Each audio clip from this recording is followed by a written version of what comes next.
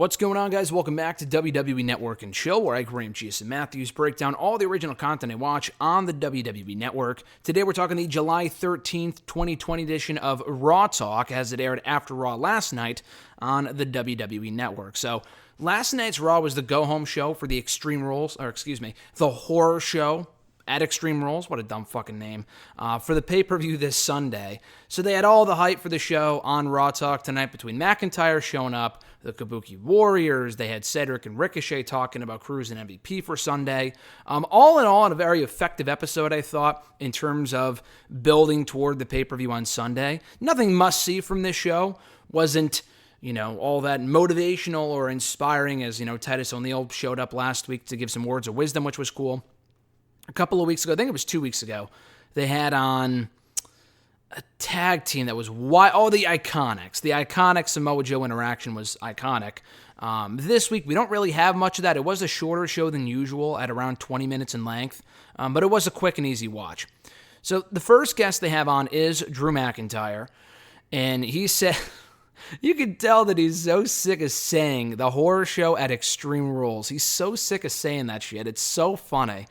So he brings it up. He says Extreme Rules mistakenly, and then he goes, the horror show at Extreme Rules. I'm really going to miss saying that. And you can tell McIntyre just doesn't give a fuck. And that's what I've really personally loved about his WWE Championship reign since WrestleMania. We're finally starting to see more of a real version of Drew on the show, just really letting his personality shine through, and it's amazing. The guy just, in some cases, in some circumstances, just doesn't give a shit, and it shows, and in like the best way possible. But he does say that he's expecting to beat up Dolph Ziggler come Sunday, come their, match, which the stipulation, I guess, won't be revealed until Sunday.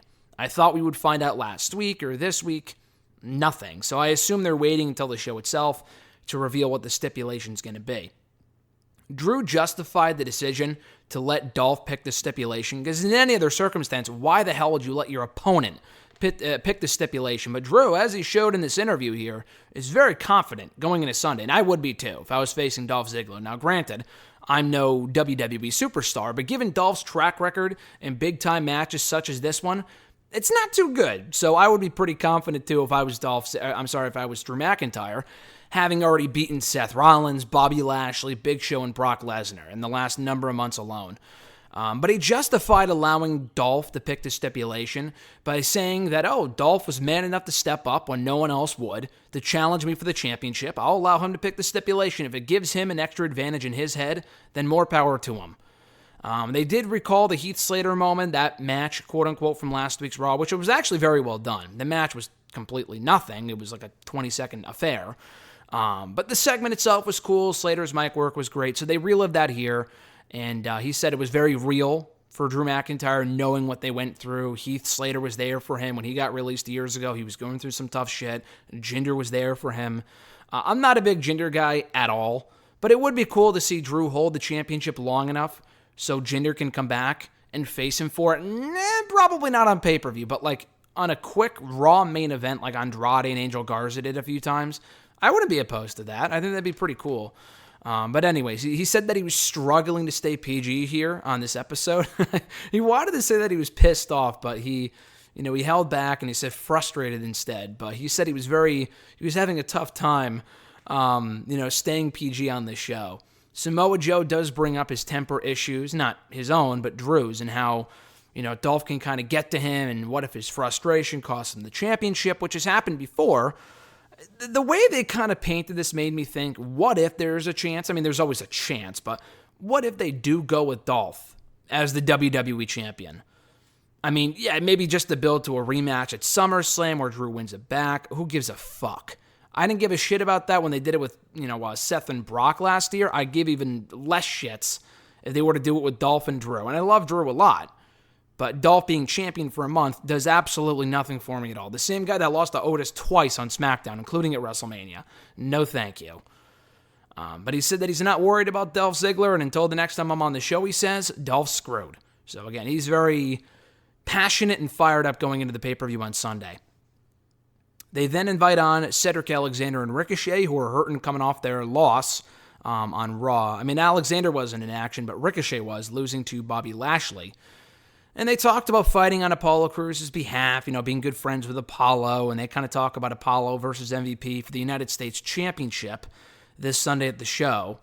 Alexander says that good things come to those who wait in regards to like a future championship shot, and does Apollo have what they want? And he said, I'll get my title shot at some point. He didn't have a run, Ricochet had a run. And it was funny when Ricochet, they acknowledged that Ricochet was a former United States champion, which, blinking, you missed it. The reign lasted like fucking 3 weeks.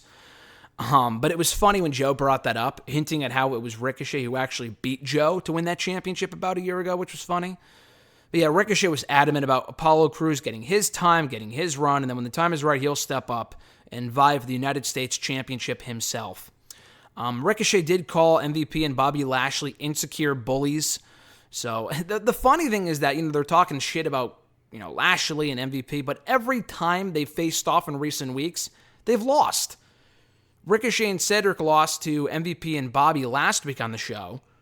And then I think it was 2 weeks ago, and then this week, or maybe it was 3 weeks ago, but Bobby has now had 2 different matches with Ricochet in recent weeks, and Bobby won both in decisive fashion. And they were good matches, but Ricochet lost both matches. So really, they should not be saying shit. Charlie Caruso, of course, brings up the whole sidekick thing. Do you actually feel you're a sidekick? How do you respond? Blah, blah, blah. He said, obviously, that's not true. We were friends, Ricochet and I, long before we ever got to WWE. He's not my sidekick. I'm not his sidekick. We're on the same playing field here. It was our idea to join forces. We thought we would gel well together. We do. I'm not a sidekick. The one, issue that I have with this show, and really just WWE in general, but specifically this show, is that they always ask, what's your game plan going into X, Y, and Z? Why the fuck would any normal, sane superstar give away their game plan? And they even say that here, too. Ricochet and Cedric are like, why would we give that away on the air? Like, that makes no sense. There's a lot of things about wrestling that don't make sense, but that's one of them that really, grinds my gears, because they never even give away an answer anyway, nor should they. So why even bother asking it? That's why I don't really like Charlie as an interviewer. I feel like her questions are always fucking fake and forced, and some of what Joe probably has that too, but it feels more natural when he asks questions and more insightful. With Charlie, it just sounds like I'm listening to a fucking robot. I mean, that may not be her fault, but as an interviewer, she ain't the greatest. And hey, maybe I'm a shit interviewer too, but as far as this show goes, I just don't really find her questions all that intriguing at all. But anyway, they do say they've set their sights on the tag team titles when they fight this fight with Apollo Crews and MVP. With MVP and Bobby Lashley, and they finish fighting on Apollo's behalf. Maybe they'll also go for either the United States Championship or the tag team titles. So finally, Charlie and Samoa Joe invite on the Kabuki Warriors, Asuka and Kairi Sane, coming off their loss in the main event of the show this week, failing to win the WWE Women's Tag Team titles back from Bayley and Sasha Banks.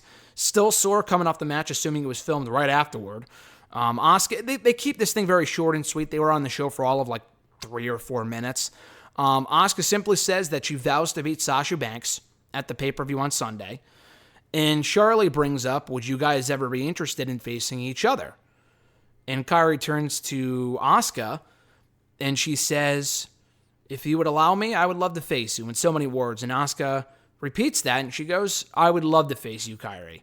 And they kind of go back and forth, but I guess we kind of made it official there. I don't know if it would be on the Raw or the pay-per-view next week, but I would save that for SummerSlam.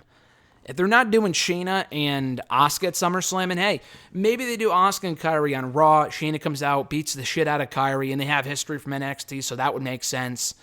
But they could always do that, and that maybe that's how they write off Kairi. They kind of made it sound like they were done teaming and that Asuka's moving on to bigger and better things. I really hope the rumors of her leaving aren't true, and that she is indeed staying. But it doesn't look good. It sounds like they might do the Asuka-Kairi match just to write her off the show to do the match.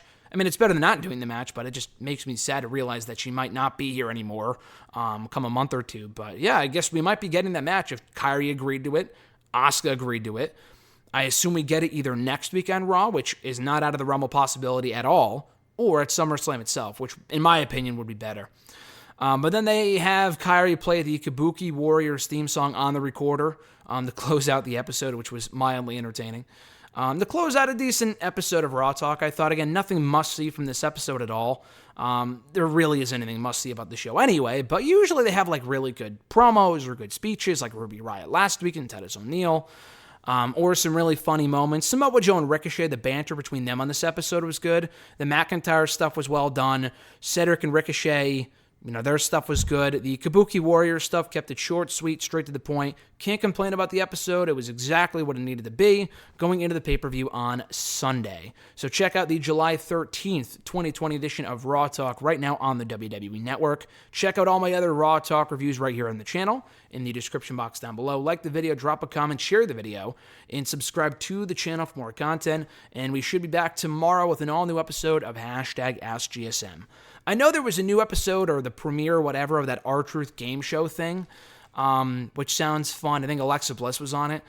I won't be watching it, definitely not today. I won't be reviewing it, though, for a while. Probably not until, this weekend, so just a heads up. I know that went up on the network today. You can watch it if you want.